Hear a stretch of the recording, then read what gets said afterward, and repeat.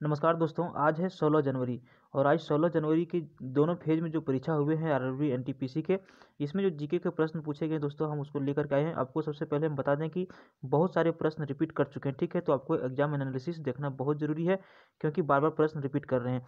तो चलिए हम लोग शुरू कर लेते हैं। देखिए, हमारा सबसे पहला प्रश्न यहाँ पे आया था। जो पहला प्रश्न आया था कि महात्मा गांधी दक्षिण अफ्रीका से कब वापस आए थे। तो देखिए, महात्मा गांधी दक्षिण अफ्रीका से वापस जो भारत आए थे वो आए थे 9 जनवरी 1915 को, ठीक है। और इसी को लेकर के हम लोग भी प्रत्येक वर्ष को 9 जनवरी को हम लोग भारतीय प्रवासी दिवस मनाते हैं, ठीक है। अगला प्रश्न देखिए आया था, अंतर्राष्ट्रीय न्यायालय का मुख्यालय कहाँ पर स्थित है। तो देखिए, अंतर्राष्ट्रीय न्यायालय का जो मुख्यालय स्थित है द हेग में स्थित है। और ये द हेग कहाँ पर है, तो ये नीदरलैंड में है। अगला प्रश्न आया था, बुलंद दरवाजा का दूसरा नाम क्या है। तो देखिए, बुलंद दरवाजा जो है, बुलंद दरवाजा का दूसरा नाम है डोर ऑफ विक्ट्री, या फिर इसको हिंदी में कह सकते हैं कि भव्यता का द्वार, ठीक है।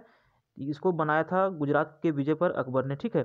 चलिए अगला देखिए प्रश्न यहाँ पे, चंद्रयान 1 जो है इसको कब लॉन्च किया गया था। तो देखिए, चंद्रयान 1 को लॉन्च किया गया था 2008 ईस्वी में। अगला प्रश्न पूछा था, कंप्यूटर से पूछा था कि इनपुट डिवाइस इनमें से कौन सा है। तो देखिए, इसमें से इनपुट डिवाइस जो ऑप्शन के हिसाब से सही आंसर था MICR था। इसमें आपको बता दें कि इसमें हेडफोन और प्रिंटर भी ऑप्शन था, ठीक है। तो देखिए, हेडफोन जो है वो इनपुट और आउटपुट दोनों है, इसलिए ऑप्शन के हिसाब से ये जो ज़्यादा सटीक था, लोगों ने इसको ज़्यादा मारा है, ठीक है। अगला प्रश्न देखिए, अगला प्रश्न है कि भारत और किस देश के बीच स्थलीय सीमा नहीं लगती है। तो देखिए, भारत और श्रीलंका के बीच जो है स्थलीय सीमा नहीं लगती है, क्योंकि आपको पता है कि मान के चलिए हमारा इंडिया है और यहाँ पे पानी है और यहाँ पे हमारा श्रीलंका है, ठीक है। तो ये स्थलीय सीमा इसके बीच नहीं लगता है, ठीक है।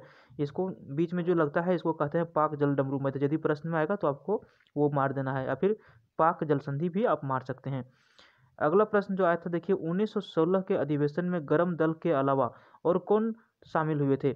तो देखिए, 1916 में एक अधिवेशन हुआ था जिसमें गर्म दल और नरम दल में आपको पता है कि बट गया था कांग्रेस। तो उसमें गर्म दल के अलावा एक और जो शामिल हुआ था वो शामिल हुआ था मुस्लिम लीग, ठीक है, ध्यान रखना है। चलिए अगला प्रश्न जो आया था दोस्तों, देखिए यहाँ पे इलेक्ट्रॉन की खोज किसने की थी। बहुत इंपॉर्टेंट प्रश्न है, और इलेक्ट्रॉन की जो खोज किया था वो किया था जे थॉमसन ने। अगला प्रश्न आया था, देखिए यहाँ पे स्प्रेडशीट, ठीक है। कंप्यूटर से बार बार प्रश्न पूछा जा रहा है, इसलिए आपको ध्यान में रखना है, कंप्यूटर भी पढ़ते रहिए। स्प्रेडशीट जो है किससे संबंधित है। तो स्प्रेडशीट का संबंध जो है MS एक्सेल से, ठीक है, MS एक्सेल से संबंधित है स्प्रेडशीट। अगला प्रश्न जो है, 2011 की जनगणना के अनुसार सबसे कम जनसंख्या घनत्व वाला राज्य कौन सा है। तो देखिए, 2011 की जनगणना के अनुसार सबसे कम जनसंख्या घनत्व वाला जो राज्य है वो है अरुणाचल प्रदेश। और 2011 से प्रश्न उठा रहा है, मतलब जनगणना से प्रश्न उठा रहा है, इसलिए आप इसको भी एक बार रिमाइंड कर लीजिएगा। अगला प्रश्न देखिए, पूछा गया था 2016 में पैरा ओलंपिक खेलों में पदक जीतने वाली भारत की पहली महिला कौन थी। तो देखिए, पैरा ओलंपिक जो 2016 में हुआ था उसमें पदक जीतने वाली भारत की जो पहला महिला जो थी वो थी दीपा मलिक, ठीक है, ध्यान रखना है। अगला प्रश्न देखिए जो थोड़ा इंपॉर्टेंट भी है, कि एशिया का दूसरा सबसे बड़ा बांध जो मिट्टी से बना हुआ है कहाँ पर स्थित है। तो देखिए, एशिया का सबसे बड़ा बांध जो है मिट्टी से बना हुआ है, दूसरा सबसे बड़ा बांध है वो है केरल में, ठीक है। और ये कौन सा बांध है, तो देखिए बांध का नाम है बंसुरा बांध, और ये कावेरी नदी पर बना हुआ है। और आपको बता दें कि ये एशिया में दूसरे नंबर पर आता है, लेकिन यदि बात करें भारत की तो देखिए भारत का ये सबसे बड़ा बांध है जो मिट्टी से बना हुआ है। अगला प्रश्न जो पूछा गया था, देखिए झारखंड का नृत्य जिसमें तलवार के साथ डांस किया जाता, उत्तराखंड का यहाँ पे है, उत्तराखंड का नृत्य जिसमें तलवार के साथ डांस किया जाता है, कौन सा नृत्य है। सही उत्तर है छलिया। अगला प्रश्न जो पूछा गया था, महाराष्ट्र कब बना था। तो देखिए, महाराष्ट्र जो बना था वो बना था 1 मई 1960 ईस्वी को। अगला प्रश्न पूछा गया था गांधी जी से। देखिए, पहला प्रश्न भी गांधी जी से आया था और इसमें भी प्रश्न और आ गया है गांधी जी से। तो देखिए, गांधी जी दक्षिण अफ्रीका से लौटने के बाद 1916 में किस विश्वविद्यालय के उद्घाटन समारोह में गए थे। तो देखिए, गांधी जी है जो वो 9 जनवरी 1915 को ही आ गए थे, लेकिन उसके बाद 1916 में इनको एक विश्वविद्यालय समारोह में बुलाया गया था जिसका उद्घाटन होना था, और ये विश्वविद्यालय का नाम था बनारस हिंदू विश्वविद्यालय, ठीक है। अगला प्रश्न जो पूछा गया था, देखिए दिल्ली को राजधानी बनाने की घोषणा जॉर्ज पंचम ने कब किया था। तो जॉर्ज पंचम ने दिल्ली को बनाने की जो घोषणा किया था, दिल्ली को राजधानी बनाने की जो घोषणा किया था वो किया था 11 दिसंबर 1911 ईस्वी को। अगला प्रश्न पूछा गया था, भारत में हरित क्रांति का जनक किसे कहा जाता है। तो देखिए, भारत में हरित क्रांति का जनक जो कहा जाता है MS स्वामीनाथन को कहा जाता है। यदि विश्व में पूछा जाए आपको कि विश्व में हरित क्रांति का जनक किसे कहा जाता है, तो आप उसका हो जाएगा नॉर्मन बोरलॉग, ठीक है। नॉर्मन बोरलॉग को विश्व में हरित क्रांति का जनक कहा जाता है। अगला प्रश्न जो पूछा गया था, केवलादेव राष्ट्रीय उद्यान कहाँ पर स्थित है? तो केवलादेव राष्ट्रीय उद्यान जो स्थित है राजस्थान में स्थित है। अगला प्रश्न पूछा गया था 1977 से लेकर के 1979 के समय भारत के उप प्रधानमंत्री कौन थे?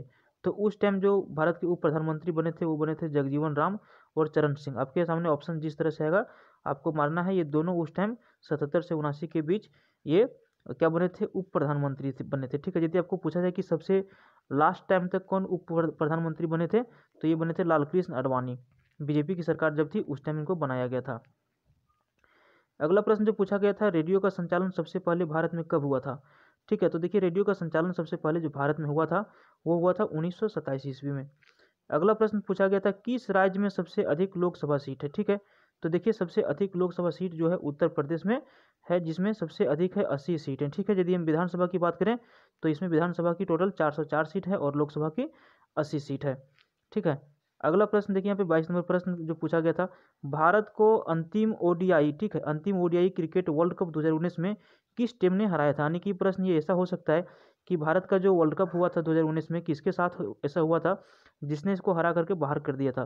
तो देखिए भारत जो सेमीफाइनल में हारा था न्यूजीलैंड के खिलाफ से, जो 18 रन से ये भारत हार गया था। अगला प्रश्न देखिए, तेलंगाना राज्य कब बना था? एक प्रश्न पहले आपने देख चुका है कि महाराष्ट्र कब बना था। दूसरा प्रश्न आया कि तेलंगाना जो है वो कब अलग राज्य बना था? तो ये बना था 2 जून 2014 को।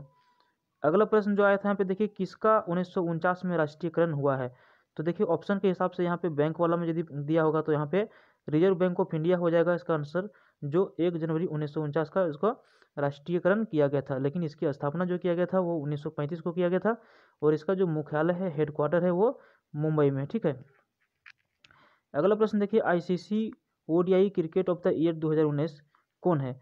तो देखिए 2019 का जिसको ICC ODI of the cricketer जो चुना गया है 2019 के लिए, वो चुना गया है रोहित शर्मा को।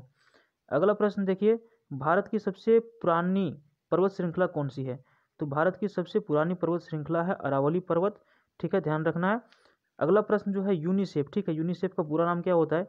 United Nations children's fund. ठीक है, यानी कि चिल्ड्रंस के लिए जो फंड व्यवस्था करती है उसकी स्थापना कब हुई थी? तो उसकी स्थापना हुई थी 11 दिसंबर 1946 को। अगला प्रश्न देखिए, महाभियोग प्रस्ताव सबसे पहले संसद के कौन से सदन में लाया जा सकता है? तो देखिए महाभियोग प्रस्ताव जो है संसद के नियम के हिसाब से किसी भी सदन में लाया जा सकता है। लोकसभा में भी पहले लाया जा सकता है या फिर राज्यसभा में भी लाया जा सकता है। इसको पास कराने का जो तरीका होता है उसके हिसाब से पास होना चाहिए तो ही काम करता है। अगला प्रश्न है, कौन सी नदी बंगाल की खाड़ी में गिरती है?